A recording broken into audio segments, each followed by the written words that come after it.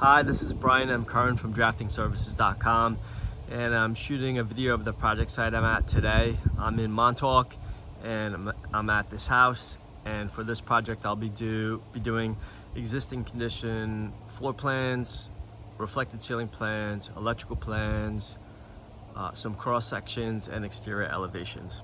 Right now I'm in the backyard looking at the rear of the house, and if I come in quickly,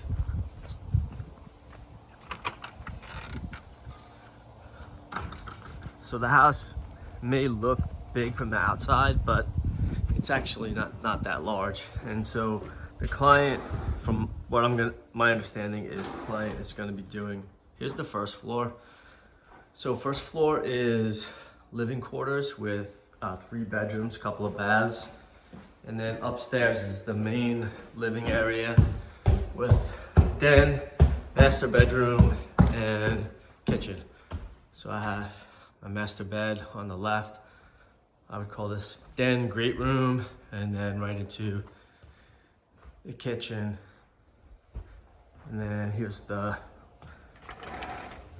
view from up here. You can see the water back there.